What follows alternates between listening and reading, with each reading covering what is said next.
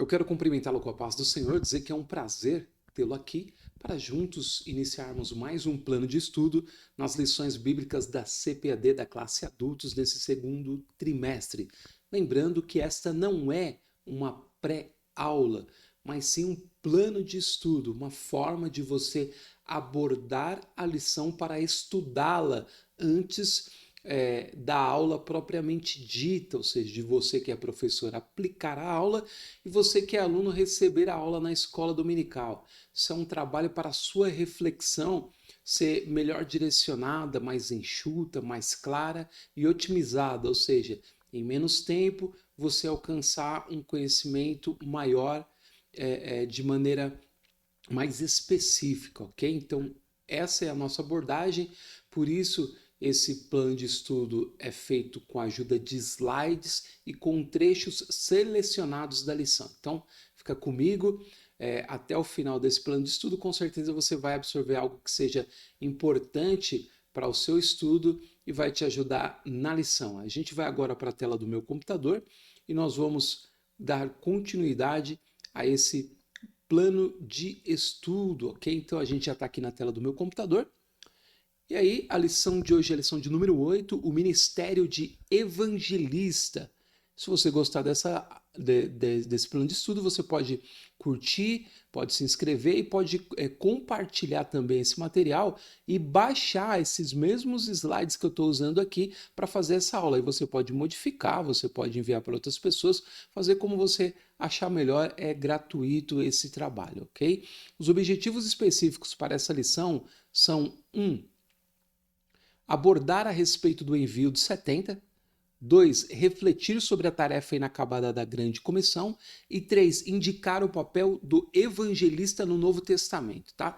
Então, aqui nos objetivos específicos, é importante você entender que o comentarista parte do geral para o específico, ou seja, ele começa com uma abordagem de evangelismo, contemplando a igreja como um todo, ou seja, todos nós.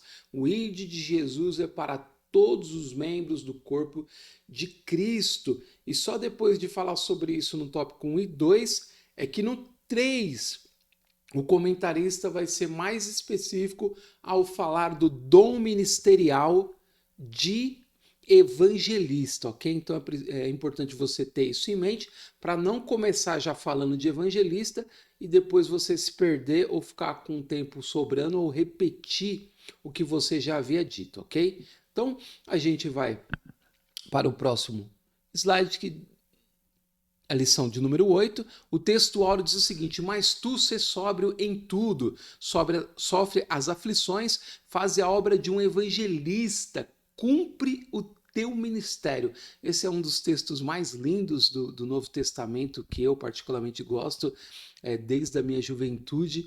Eu leio ele pensando na nossa vida como evangelista também. Esse é um conselho de Paulo ao seu filho amado Timóteo, né? Filho na fé, Timóteo, que era cooperador de Paulo. E a verdade prática, o evangelista proclama o pleno evangelho de Cristo com ousadia. É um arauto de Deus no mundo. Então, esse texto áureo e essa verdade prática complementam aquilo que a gente acabou de falar nos objetivos específicos. A leitura bíblica em classe está em Atos 8, 26 ao 35 e em Efésios 4 e 11. Você pode pausar essa videoaula e fazer a sua leitura na sua Bíblia. Por que eu falo isso e por que eu não coloco aqui o texto? Porque é importante que você tenha contato com o texto na sua Bíblia. Sabe? Nem na revista, mas na sua Bíblia, para que você aprimore também o hábito de fazer a leitura, ok? Fazer as suas anotações também já na sua Bíblia, ok? A gente vai para a introdução, que diz o seguinte: o ministério de evangelista é dado por Deus à igreja como um dom valioso. Por isso, o estudaremos procurando vislumbrar como o Senhor Jesus o considerou e como esse dom ministerial por Deus concedido é tratado no Novo Testamento, bem como sua destacada operação nas igrejas de Corinto e Éfeso. Temos de Jesus a ordem para pregar o evangelho.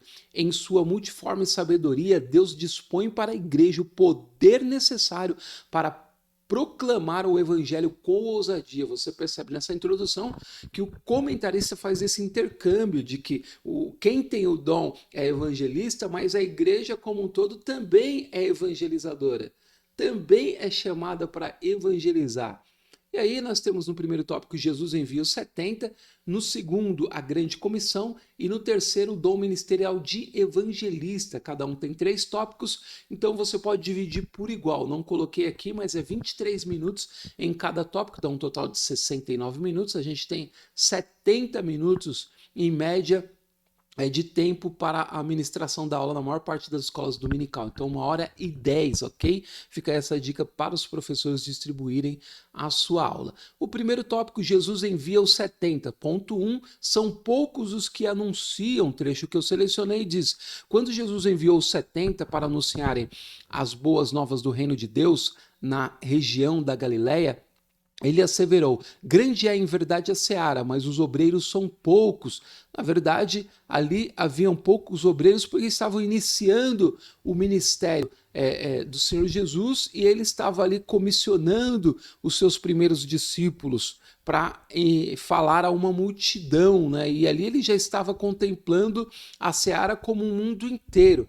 A igreja cresceu ao longo dos séculos e hoje está presente em todo o mundo, ainda que eu acredito que não sejam os obreiros que sejam poucos, mas o que acontece é que muita gente acaba estacionando o seu dever de cumprir a comissão de Jesus. Eu e você somos comissionados pelo Senhor. Então, se todos tiverem essa consciência, a gente terá um número maior de evangelizadores no mundo. Ponto 2, enviados para o meio de lobos. Os 70 que Jesus enviou seriam rejeitados, perseguidos e até ameaçados de morte. A história da igreja nos mostra que pessoas pagaram com a vida por professar a fé em Cristo. Na verdade, o sentido aqui é de que o mundo se coloca contra nós porque a mensagem do evangelho, ela ataca o pecado, ela não ataca as pessoas, mas ela ataca o pecado que as pessoas praticam. E isso está muito ligado a aspectos morais e éticos, não são questões espirituais. É a questão da manifestação do pecado no nosso corpo físico, que é o veículo do pecado que nasce na nossa mente. E as pessoas expressam isso através de seus corpos no mundo. E o que o comentarista está dizendo aqui é que quando a gente denuncia esse pecado, essas pessoas se voltam contra nós. E muitos dos servos do Senhor, ao longo da história, têm sido até mesmo mortos por falar a verdade do Evangelho. E aí, no ponto 3, os sinais e as maravilhas confirmam a palavra. Quando voltaram da missão, os evangelistas, maravilhados e surpreendidos, diziam: Senhor, pelo teu nome até os demônios se nos sujeitam. Mas naquele mesmo momento, Jesus falou-lhes de uma realidade que eles não compreendiam. Aquele poder era para confirmar a palavra do reino, não a palavra do homem. Aqui é um ponto muito importante, porque a ideia aqui é que os primeiros evangelistas, aqueles 70 discípulos que foram enviados, se sentiram deslumbrados com a possibilidade de falar a mensagem e ver resultados. E o perigo que eles corriam é de pensar que aquilo estava neles e começar a ter um direcionamento distorcido do próprio ministério. Então Jesus, de uma maneira muito sábia, ele corrige aquela distorção, dizendo para eles: a alegria de vocês deve ser pelo vosso nome estar escrito nos céus. Porque as maravilhas são para confirmar a palavra do reino e não a palavra do homem, como muito bem diz o comentarista aqui. Acontece também nos nossos dias. Muitos evangelistas acabam tomando para si a glória da palavra, para que a sua palavra, que é secundária, se torne primária e a palavra de Deus se torne secundária. Ou seja, anuncia a palavra de Deus e logo expõe a sua, e muitas vezes requisitando algo, e com isso recebem glória para si, ou vanglória. Então é muito importante refletir sobre esse ponto. No tópico 2, a grande comissão. Ponto 1, o alcance da grande comissão. A ordem dada por Jesus aos discípulos após a sua ressurreição foi: ide, ensinai todas as nações, batizando-as em nome do Pai, do Filho e do Espírito Santo, ensinando-as a guardar todas as coisas que eu vos tenho mandado. Então essa expressão, a grande comissão, é colocada pelos biblistas como título desse assunto de Mateus e de Marcos no final dos seus livros, quando Jesus ordena o ide, não só para aqueles discípulos, mas para a igreja de todos os tempos e em todos os lugares. Então a grande comissão diz respeito a você, diz respeito a mim, diz respeito aos nossos filhos que estão crescendo e até as gerações futuras, se Deus o permitir, que venham a existir antes da vinda do Senhor Jesus. Então, a grande comissão diz respeito ao ide de Jesus, que vale para todos nós. 2, o mundo está dividido em 2 grupos, muito interessante isso. Quem crer e for batizado será salvo, mas quem não crer será condenado, Marcos 16:16.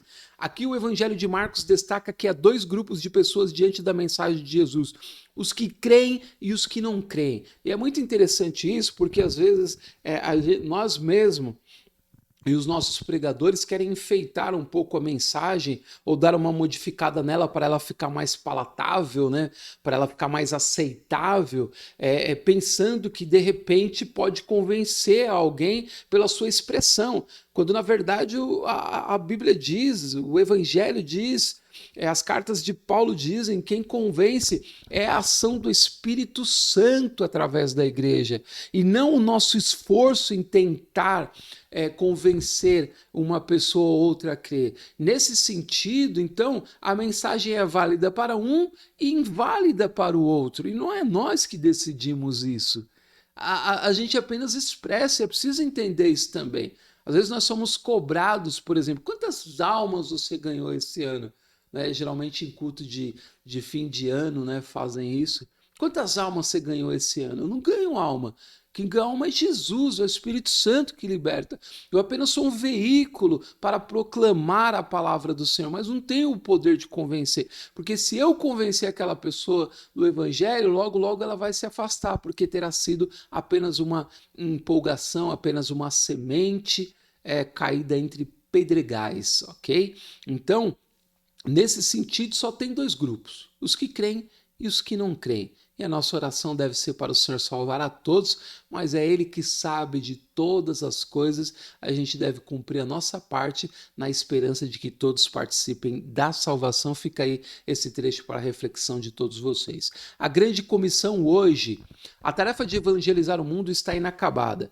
Apenas 33% da população mundial é composta por cristãos de várias confissões de fé.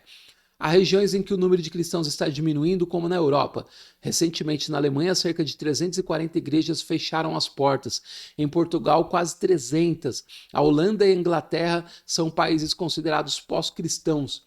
Ainda na Europa, cerca de 1.500 templos cristãos foram transformados em mesquitas, restaurantes, bibliotecas e casas de show. Isso tem acontecido nos últimos 20 ou 15 anos, esse esfriamento do continente europeu, com a introdução também do fortalecimento da teologia mais liberal e o pensamento científico tomando grande proporção e um esfriamento espiritual e a morte, né, da geração anterior de crentes que viviam a verdade do Evangelho. Então esse esfriamento do continente europeu se deve a esses e outros fatores. E o que a gente pode fazer nesse sentido não é abrir mais igrejas, tentar, de repente, enviar mais missionários, porque não é a quantidade de missionários presentes ou de cristãos presentes para fazer a diferença. O que muda essa realidade é o que está no próprio texto da palavra de Deus, que diz: se o meu povo, que se chama pelo meu nome, se humilhar e orar e se converter dos seus maus caminhos, então eu, Senhor, ouvirei. Esse é o sentido hoje. A gente pode clamar pela Europa, daqui mesmo do Brasil e de outros lugares do mundo, para que Deus acenda a chama no coração dos cristãos que restaram e eles sejam dotados pelo espírito de dom e incendeiem de novo o continente europeu. Mas para isso nós precisamos olhar para a nossa própria situação, porque hoje a gente tem vivido nos nossos círculos cristãos uma realidade de muita aderência, né, ao evangelho, mas também pouca conversão.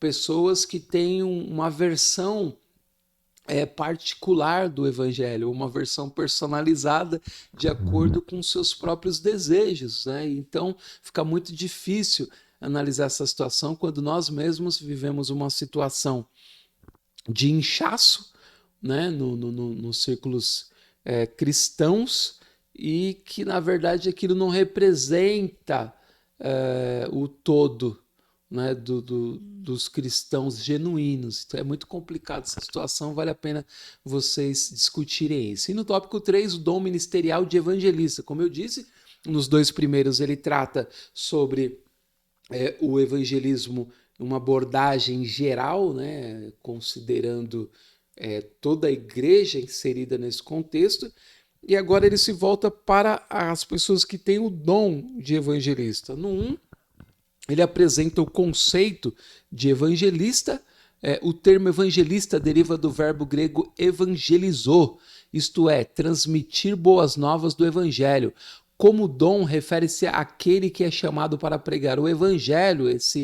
Esse termo vem da mesma raiz da expressão boas novas ou boas notícias, que Jesus repercute 700 anos depois na sinagoga de Nazaré, quando recebe o livro de Isaías da mão do príncipe da sinagoga e lê o trecho do capítulo 61, 1 e 2. O Espírito do Senhor está sobre mim, porque me ungiu para evangelizar os pobres, ou seja, me enviou a falar as boas notícias do evangelho. E aí o 2, o papel do evangelista. O evangelista é, por excelência, o pregador das boas novas de salvação. Um evangelista cheio da graça de Deus poderá tocar corações com a mensagem do evangelho de modo tão convincente que leva o povo a crer e a acatar as boas novas da salvação e ao Salvador Jesus. E aqui aparece a característica especial desse evangelista em particular. Ele tem uma capacitação do Espírito, que a expressão do evangelho falada por ele tem um alcance profundo no coração da pessoa que ouve, de maneira que ela se entrega ao Senhor Jesus. Isso não exclui a ação do Espírito Santo e transfere para quem tem o dom, não, mas intensifica uma ação do Espírito através de uma pessoa em particular, ok? E o 3, a finalidade do ministério do evangelista, muito importante. Da mesma forma que o ministério do apóstolo e do profeta, do evangelista tem por finalidade preparar os santos do Senhor para uma vida de serviço cristão, bem como a edificação do corpo de Cristo. Por isso espera-se desse obreiro que o fundamento do seu ministério seja Jesus Cristo, nosso Senhor. Não pode haver outro fundamento senão Cristo. Então o evangelista, dotado dessa capacitação, precisa entender que é sobre Jesus que ele tem que falar, que o fundamento tem que ser Cristo, que a mensagem tem que ser centrada na pessoa do Senhor Jesus, em Yeshua HaMashiach, o Senhor todo-poderoso que se humanizou, que se tornou um de nós, e que, através do seu sacrifício, carregou a humanidade consigo para receber o perdão de Deus através da sua vida. Essa é a mensagem do Evangelho. É nele, é por ele que nós alcançamos a salvação e o perdão dos nossos pecados. Essa deve ser a mensagem das boas novas na boca do evangelista, tanto para a igreja como para o mundo, ok? A gente chega à conclusão da lição que diz o seguinte: o dom ministerial de evangelista é concedido por Deus a algumas pessoas conforme o propósito do Espírito Santo para o fortalecimento e a edificação das igrejas locais. Isto, porém, não significa desobrigar os crentes individualmente do labor da evangelização. Todo seguidor de Cristo, isto é, todo aquele que se acha discípulo de Jesus, tem em sua caminhada cristã um firme compromisso de propagar a mensagem do Evangelho. E deste compromisso não pode se apartar um único milímetro. Que Deus levante mais evangelistas para a sua grande seara. Então ele conclui aqui o comentarista, tanto abordando o dom ministerial dado a alguém em particular, como o ide de Jesus, que é válido para toda a igreja. Então é essa consciência que eu e você precisamos ter sobre a grande comissão. Eu espero ter auxiliado de alguma forma você, para que você direcione melhor o seu estudo e que possa ensinar também a outras pessoas, para que elas possam ensinar a outras também, tá? Então, desejo a você uma excelente aula, um excelente estudo a partir desse plano e que, se Deus quiser, nós nos veremos na semana que vem novamente. Até lá!